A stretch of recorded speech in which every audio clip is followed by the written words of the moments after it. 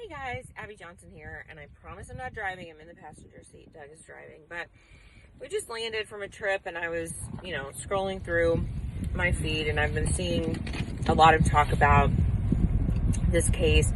This woman was tried, and she's going to be going to prison because she did drugs while she was pregnant, and her baby ended up dying. The baby was, I think, around 17 or 18 weeks, and so anyway, she's being convicted because the baby died, and she's being held accountable for that.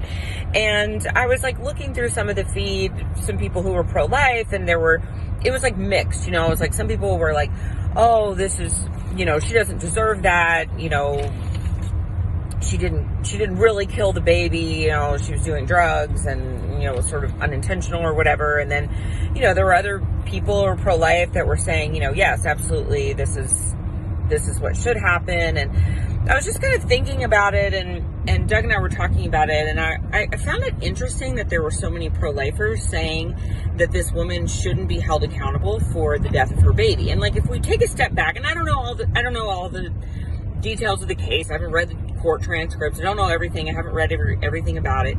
But let's just take a step back, and even if we talk about not this case, let's just talk about, hypothetically, woman is pregnant, and she's doing drugs. She's actively doing drugs. And, of course, the drugs are unsafe for the baby.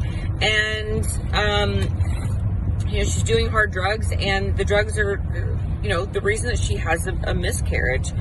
And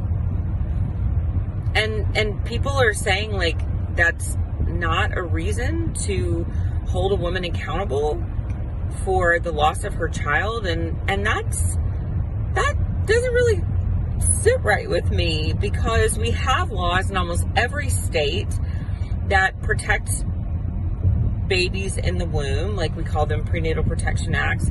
If I was to get in a car and drive drunk and I hit a pregnant woman and I kill that woman's child, I would be charged with homicide of killing that baby. So why is it that I would be charged for doing something irresponsible, but a mom is not charged for doing something irresponsible if it's her own child?